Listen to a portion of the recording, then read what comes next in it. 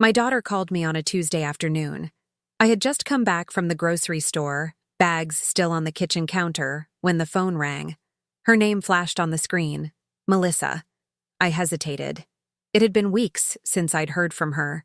Lately, most of our conversations had been short, sharp, or not at all. I picked up. She didn't waste time. "Mom, I just wanted to let you know, you're not invited to Liam's wedding." I froze. "You're not invited to your grandson's wedding," she repeated, slower this time. "And don't make a scene. It's not the time. You need to understand your presence would make things complicated." Then she added, almost like she was enjoying it, "You old witch. Hold on a moment before we move forward. Let us know where in the world you're watching from. And if you're loving these stories, don't forget to hit subscribe. Tomorrow's episode is going to be absolutely mind-blowing." There was no anger in her voice. That made it worse. It was cold, practiced, like she'd said it out loud before, maybe even rehearsed it. I didn't say a word. I didn't ask why. I didn't beg. I didn't cry. I just held the phone to my ear, blinked a few times, and then quietly hung up. I stood there in the kitchen, staring at the microwave clock. 3:42 p.m. The silence that followed felt heavy. The same kind of silence that comes right after you realize someone you love no longer sees you as part of their life. I slowly unpacked the groceries: eggs, lettuce, one loaf of bread. I moved slower than usual, my mind trying to catch up to what had just happened. My hands trembled a little when I reached for the butter. Not from shock, not from age, from something else. A kind of humiliation that doesn't shout. It just sits inside your chest and makes you feel small. Melissa hadn't even tried to sugarcoat it. There was no "maybe next time." No, "it's just the venue." No, "we'll celebrate together another day." Just, "you're not invited." And Liam. My grandson. I had helped raise him, watched him after school while Melissa was out working or with one of her boyfriends. I took care of him when he had chicken pox. He used to call me his second mom when he was a boy. Now he was getting married, and I wasn't even good enough to sit in the back pew. I didn't call him. I didn't want to hear his voice stumble through excuses I already knew Melissa had fed him. Instead, I made tea. I sat at the kitchen table and stared out the window, watching two squirrels fight over a crust of bread on the lawn. I felt stupid for caring about that moment, but I did. Something about how fiercely they fought for something so small made me feel something I couldn't name. That night I didn't sleep. My mind kept replaying things. Christmas mornings, birthday parties. Every time I had stepped in when Melissa fell short. When she couldn't pay for school books, I had paid. When she got laid off, I covered her mortgage for 4 months. When she said she was too tired to help Liam with college applications, I spent evenings editing his essays. I had given so much. Not because I expected anything back, but I never expected to be thrown away either. I found the wedding details by accident. I wasn't snooping. I just happened to still follow Liam's fiancée on Facebook. Her name was Amanda. Nice girl. A bit stiff. Always looked like she was posing for an advertisement in her photos, but she was polite the few times we met. She had posted a picture of the wedding venue. It was a vineyard. Not one of those rustic ones. It was one of those expensive white tablecloth places with stone fountains and perfectly trimmed hedges. I recognized it immediately. It was my property. Not legally anymore, no. But it had been once. 25 years ago, when my husband passed, I sold our larger family home and bought a modest place for myself. With the leftover money, I bought a second property just outside the city. A vineyard that wasn't much back then. Just land, a few old vines, and a half-standing barn. But I'd always dreamed of having something to pass on. Something that could grow over time. I worked with a friend to lease it to a couple who knew winemaking. For years, it sat quietly, earning just enough to keep up maintenance. About 10 years ago, I transferred it to Melissa's name. She had just gone through a messy divorce and needed something of her own, she said. I kept the usufruct rights in my name, meaning I still held the right to use the property if I ever wanted. Melissa had agreed. She needed the land in her name for tax purposes, she claimed.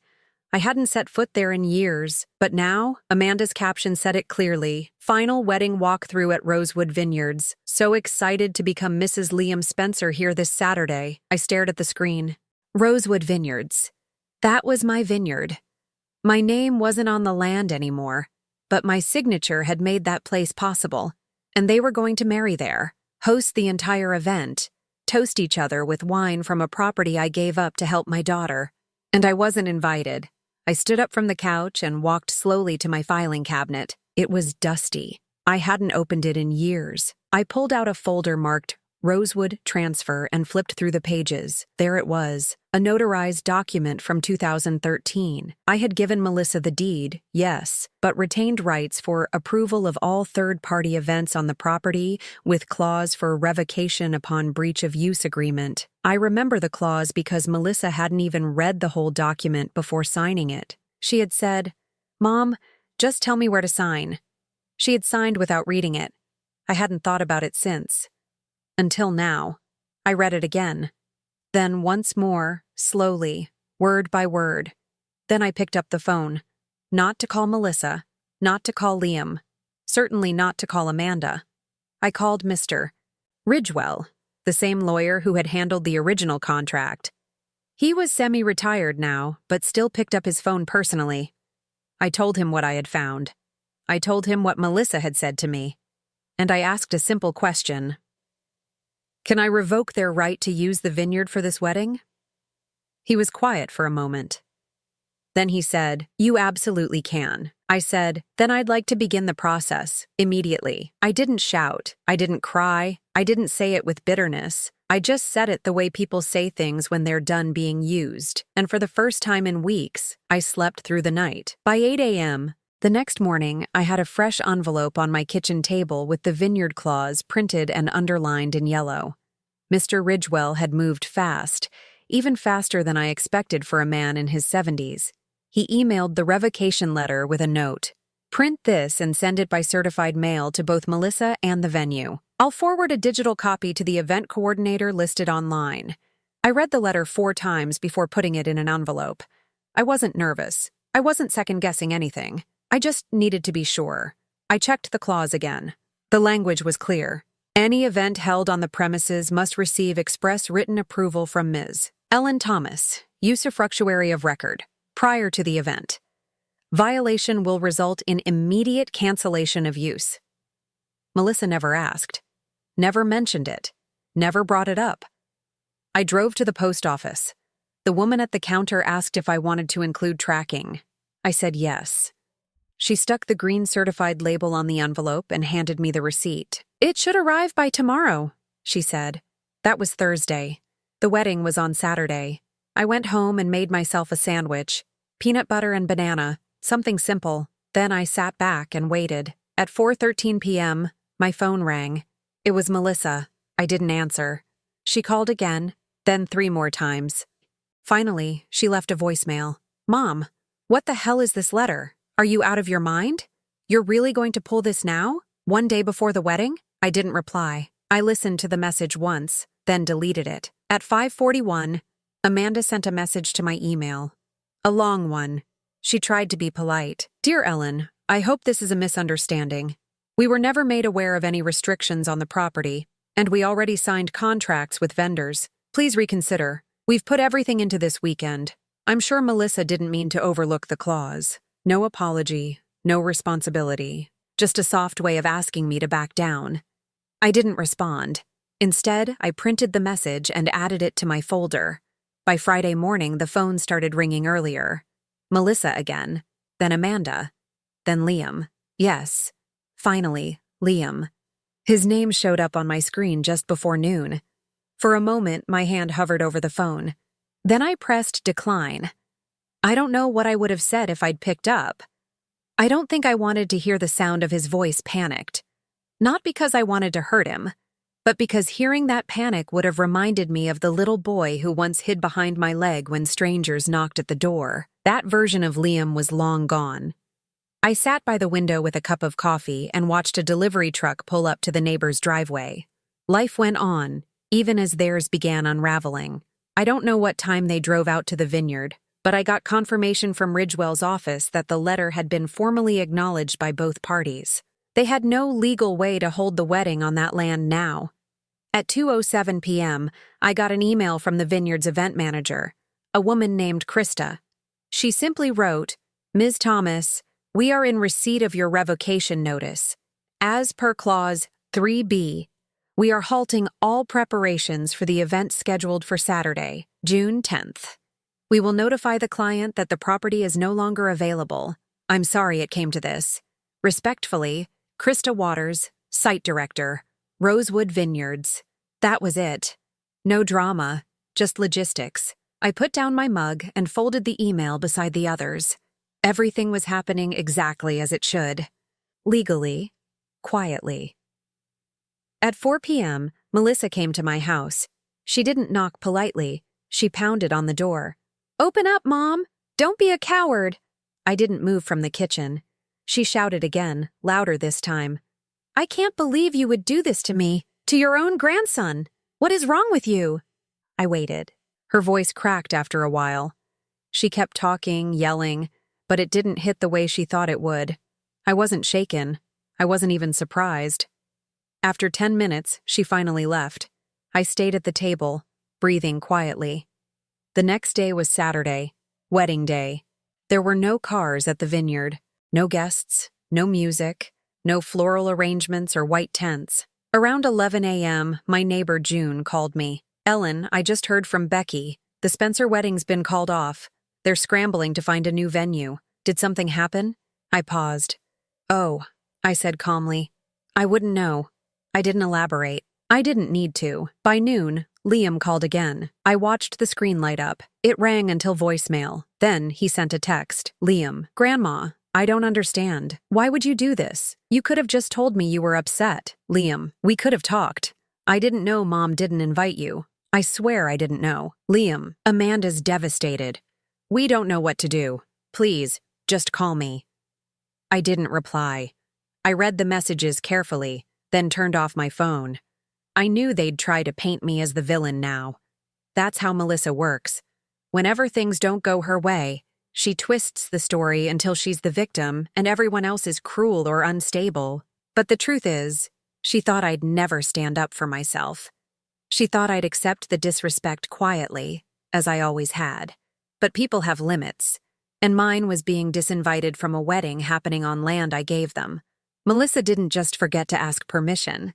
She deliberately chose not to. She didn't think I mattered, so I reminded her that I do. The calls stopped by Sunday afternoon. By Monday, Ridgewell confirmed that no further legal action had been filed. They knew they had no case. Melissa hadn't read the contract. Liam wasn't even involved in the deed. And Amanda, well, she had no legal ground at all. I went about my week, did some gardening, reorganized the pantry, read a book that had been sitting on the shelf for 2 years. No one came to the house again. Not Melissa, not Liam, not Amanda. It was quiet, peaceful even. On Wednesday, I received a certified letter. It was from Melissa. Inside was a 1-sentence note. "You've ruined everything.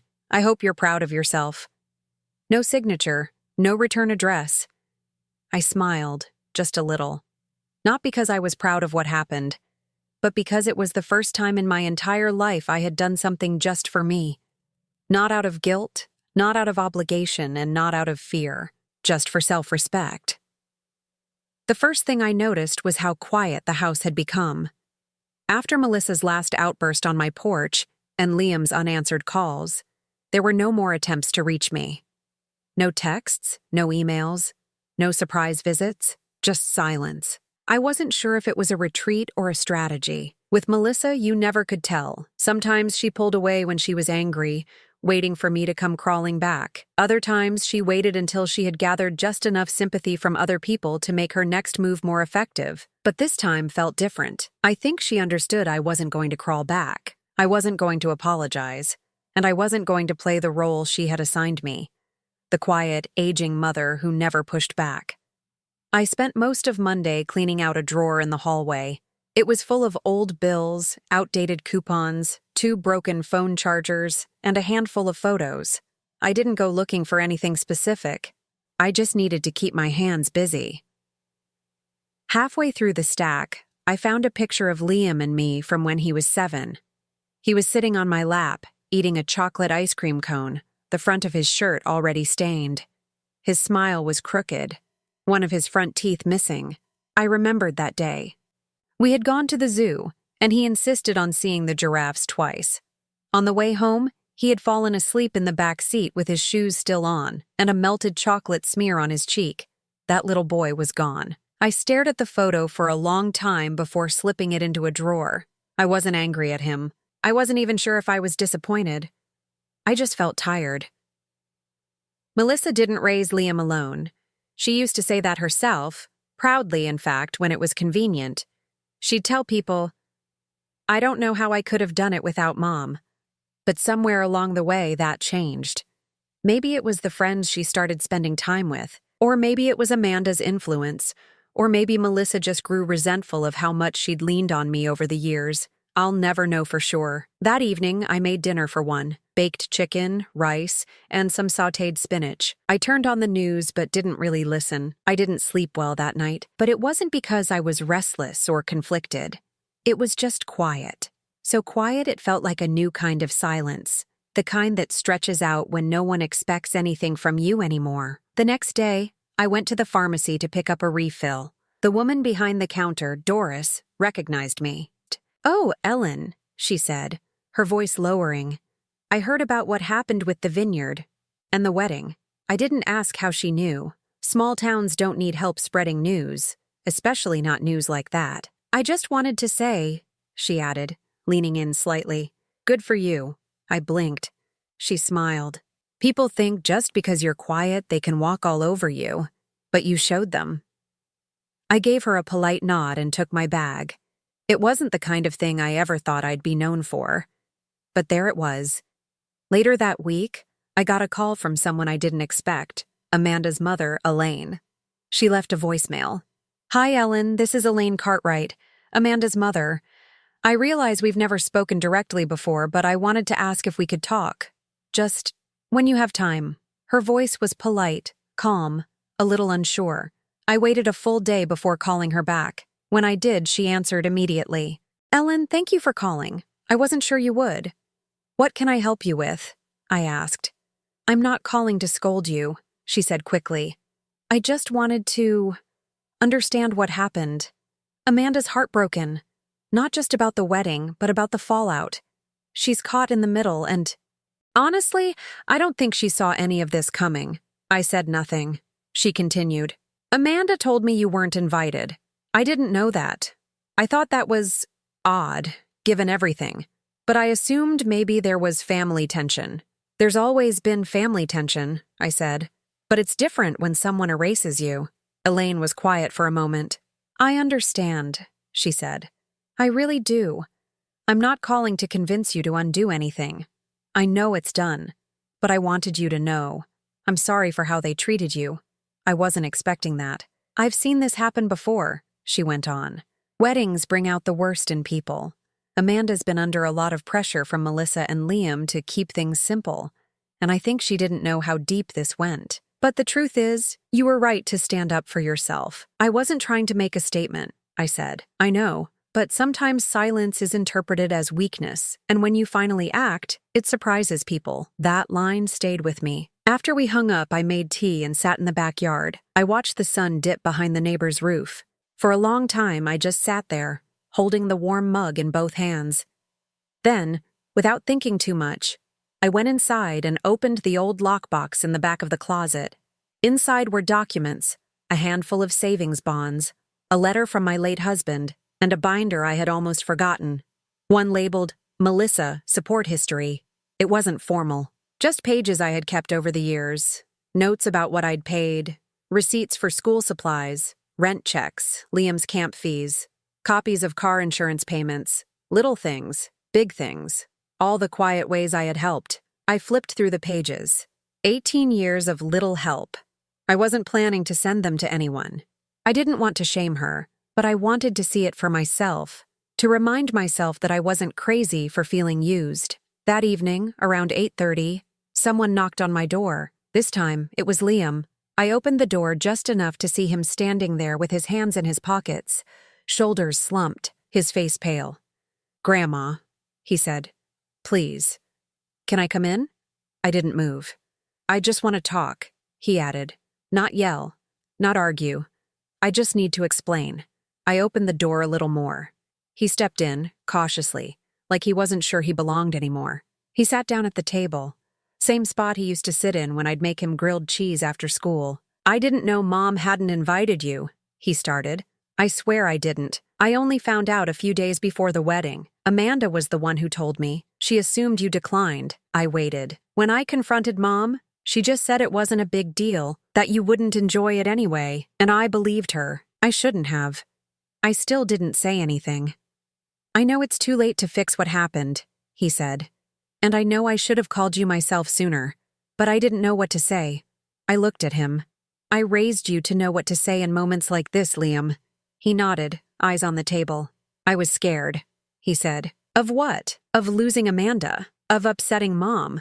Of making everything worse? And what about upsetting me?" I asked. He looked up, finally. "I'm sorry, Grandma. I really am. I believed him, but that didn't mean I was ready to forgive him. Not yet. I'm not angry," I said, "but I'm tired. I've spent most of my life taking care of this family, and when the one thing I asked for, to be treated with basic respect, was denied, I realized how little I mattered to the people I gave everything to. I never wanted to make you feel that way." "I know." He stood. "I'll go," he said. I hope we can talk again, when you're ready." I nodded. He walked to the door, paused, then turned back. "Amanda and I postponed the wedding. She said we need to sort things out before making any promises." I didn't respond. He left quietly, and for the first time in weeks, I didn't feel regret. I just felt still. The next morning I got up early. I always did. Even before all of this. Routine keeps your thoughts organized. I made coffee, watered the plants in the front porch, and tried not to think too hard about Liam's visit the night before. It wasn't forgiveness I was struggling with. It was trust. He had stood in my kitchen, said all the right words, and for the most part I believed him. But words weren't the issue anymore. It was the ease with which I had been erased from their plans, from their family narrative, like I had never mattered. By 9 a.m., I was on the phone with Ridgewell again. There was still a few legal steps to complete. Not about the wedding. That was over. But about securing the vineyard more formally. He suggested I revisit the original agreement and consider converting the usufruct into a full reversion. In plain English, take the vineyard back. "Melissa hasn't fulfilled the terms we laid out," Ridgewell said. "There's no legal barrier preventing you from reclaiming ownership. Especially since she used the land without your approval." I didn't answer immediately. "I'm not telling you what to do," he added, "but you might want to make sure this doesn't happen again." I thanked him and hung up. Then I sat at the table and stared at my folded hands. Taking the vineyard back had never crossed my mind. I wasn't trying to punish anyone. I just didn't want to be humiliated. But maybe there was nothing left to preserve. Later that afternoon, I went to the bank and requested copies of the property documents.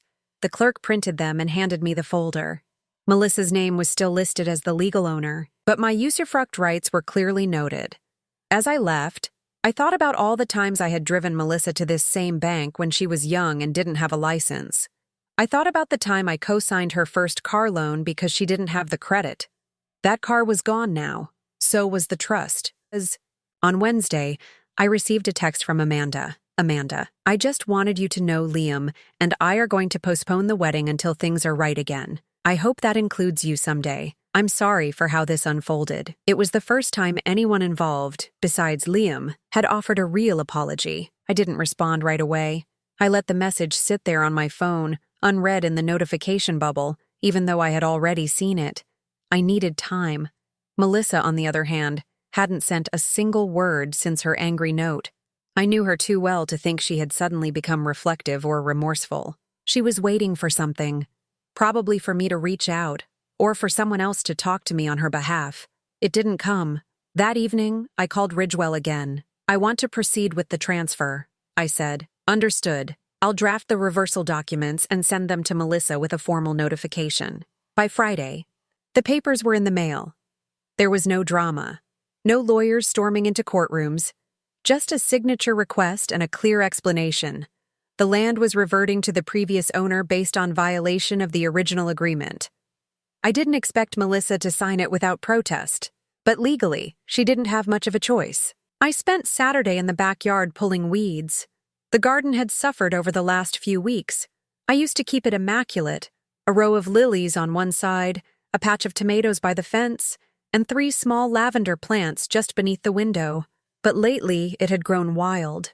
I found it peaceful to work with my hands. The sun was high but not too hot, and for the first time in days, I wasn't thinking about the wedding or the vineyard or Melissa's silence. I was thinking about mulch, root systems, and how satisfying it was to finally trim back what no longer belonged. Around 4 p.m., the phone rang. It was Melissa. I stared at the screen. Then I answered. Her voice was cold. So, you're really going to take the vineyard back? Yes? No conversation? No discussion? I think we've discussed plenty. She exhaled sharply through the phone. Do you know how this makes me look? I'm not concerned about that. There was a long pause. I needed that land. For my future. You used it without my consent. For a wedding you didn't even invite me to. I thought it would be easier that way. For who? She didn't answer. I gave you that land because I believed you'd honor our agreement, I said. But you've made it clear you don't see me as part of your plans. So now I'm not. That's not fair, she snapped. Fairness ended when you called me a witch over the phone and thought I'd just sit back and accept it. She started to say something, but I hung up. There was nothing else to say. That night, I went through a small box of photos in my closet. One by one, I separated the pictures. Liam growing up, Melissa as a young woman, family holidays. There was no ceremony to it, just instinct. Some photos I kept. Others I put away. I wasn't erasing my history. I was organizing it, choosing what still mattered. On Sunday, a letter arrived from Ridgewell confirming the vineyard was now fully back in my name. It felt like I had closed a door. Not slammed it, not locked it, but closed it gently with both hands. Melissa would likely stay angry. I didn't expect that to change anytime soon, but I wasn't going to carry that anymore. If she wanted to rebuild something with me, she'd have to start from scratch. Liam didn't call again, but Amanda did send another message. Amanda, if you're ever willing, we'd like to visit. No pressure, just us. I didn't reply, not because I was angry, but because I didn't know how I felt yet. Some things take time. In the meantime, I went back to my routines. I clipped coupons, read library books, called June across the street to see how her hip surgery had gone. And on Monday morning, I sat on the front steps with a cup of tea and looked out at the street. It felt like things were finally where they belonged. Amanda's message sat in my inbox for 3 days before I finally answered it. I didn't say much. Just, Tuesday, 2 p.m. You can come by, just you and Liam. She replied within an hour. Thank you. We'll be there. I don't know exactly why I agreed. Maybe because I wanted to hear what Liam had to say when Melissa wasn't hovering behind him, or maybe I was just tired of the silence. It had filled every corner of my house for weeks now. Quiet had become the default. And even though I preferred it to the shouting and manipulation, it had started to feel too familiar. Tuesday came. I cleaned the living room that morning. Not for them, but for myself. Wiped down the coffee table. Shook the rug on the porch, and dusted the sideboard where I kept photos of family members I hadn't heard from in months. I didn't bake anything. I didn't make tea. This wasn't a friendly drop-in. It was a conversation I had allowed, nothing more. At 1:59, their car pulled up. Amanda stepped out first. She wore a plain navy blouse and jeans. No designer handbag, no heels, no wedding planner clipboard. Liam got out next. He looked nervous, like a teenager again, standing in front of me after breaking the garage window with a baseball. I opened the door before they knocked. Come in, I said. They walked in quietly. I didn't offer hugs. They didn't expect them. We sat in the living room, Amanda on the edge of the couch, Liam next to her, hands folded tightly in his lap. Amanda spoke first. I know we don't deserve to ask for your time, but I wanted to say this in person. I'm sorry for how things happened. I nodded slightly. She continued. I didn't know you weren't invited. Liam and I only found out the week before the wedding, and by then, everything was already set in motion. I should have asked you myself. I should have confirmed. but I assumed Melissa was handling things appropriately. You assumed wrong, I said. She nodded. I know. And I take responsibility for not stepping in. I looked at Liam. He hadn't said a word. Amanda glanced at him, then gently nudged his knee with her hand. He looked up. I've been thinking about what I said the last time I was here, he began, and the things I didn't say. And I've realized that I let you down, not just recently, but for a long time. I said nothing. I didn't want to help him find the words. He needed to do that himself. You were the one who picked me up from soccer practice when Mom forgot. You paid for my braces. You came to my school plays even when no one else did. And when Amanda and I got engaged, I didn't even think to check that you were included. That's not a mistake. That's neglect. Amanda reached into her bag and pulled out a thin envelope. This is for you, she said. I hesitated before taking it. Inside was a formal printed letter. A new invitation. Handwritten on the back was a note. We've rescheduled. New date. And this time we want you there. First row. I held the paper in my hand but didn't respond. We're not here to force anything, Amanda said. We just want you to know that we're sorry and that we're trying to fix it. I'm not interested in fixing anything with Melissa, I said plainly. Amanda glanced at Liam, unsure of how to respond. That's not what we're asking, Liam said. We just want to start over. With you? There was a long silence after that. I set the invitation on the coffee table. I'm not making promises, I said, but I'll think about it. They nodded. Neither pushed. After a few more minutes, they stood. Amanda thanked me again. Liam offered a quiet, "Goodbye, Grandma," before walking out. There was no fanfare, no long goodbyes, just a simple exit. After they left, I sat back in the chair and stared at the invitation. There was no mention of Melissa on it. The new venue was a public garden across town. Simple, modest. I left the envelope on the table and went to the kitchen, made myself a cup of tea. I didn't decide anything that day. I wasn't ready. On Friday, I got a letter in the mail. This time, it wasn't from Ridgewell, or Amanda, or Liam. It was from Melissa. The handwriting on the envelope was familiar, messy, rushed. Inside was a single page. So you've managed to turn them against me, too. Congratulations. I hope all this made you feel powerful. I'm not apologizing, because I still don't think I did anything wrong. But maybe now you'll finally get what you wanted, to be the center of attention again. No signature, no greeting, just bitterness on paper. I folded the letter and placed it in the back of a drawer. That night, I sat out on the porch with the invitation again.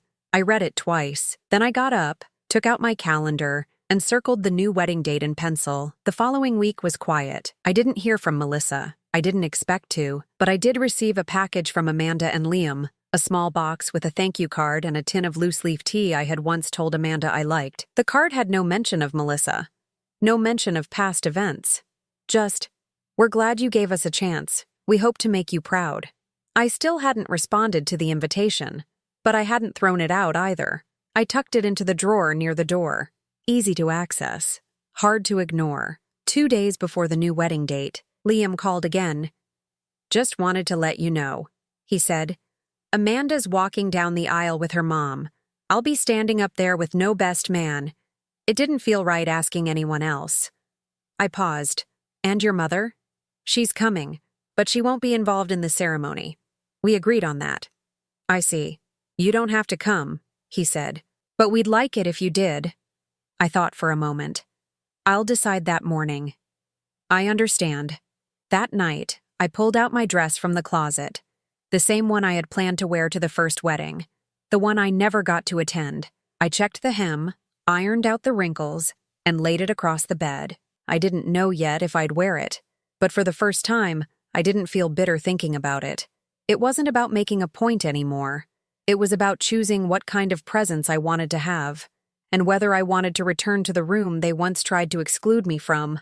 I went to bed without setting an alarm. I figured if I woke up with peace, I'd know my answer. I woke up just before 7 a.m. The house was quiet, as it always was. I sat on the edge of the bed, feet flat on the floor, hands resting on my lap. For a few minutes, I didn't move. I just listened to the hum of the refrigerator in the kitchen, the birds outside the window, the creaking of the wood under my heels. There was no clarity, no sudden wave of certainty, but there was no anxiety either. I looked over at the dress I had laid out the night before. It was still where I left it. Pale blue, soft cotton, simple neckline. I had worn it to a graduation once, and then a funeral. I hadn't worn it since. I got up, washed my face, made coffee. I didn't rush. At 9:20, I pulled the dress on over my head, checked the seams, and brushed down a wrinkle near the hem. Then I grabbed my keys, stepped into a pair of flats, and left. The wedding was scheduled for 11 a.m. at the Garden on Fairbrook Avenue, the new venue, just 20 minutes from my house. When I arrived, the parking lot was already half full. I stayed in the car for a moment, watched people stepping out of vehicles with gift bags and light coats, adjusting dresses, fixing their hair in the side mirrors. Everyone looked calm, no signs of drama, no last-minute changes, no chaos. That was a good sign. I walked slowly toward the entrance. A young woman at a table greeted me with a clipboard and a ribbon pinned to her dress. "Name?" she asked. "Ellen Thomas." She looked down, scanned a list, and then smiled politely. "You're in the reserved section, front left, just beyond the fountain." I nodded. "Thank you." I found my seat with no trouble. It was shaded, near the aisle. The chairs were plain white wood, nothing fancy. There was a small paper fan tucked under each one, in case the sun got too warm. I sat down and rested my hands on my knees. From where I was, I could see the floral arch at the front.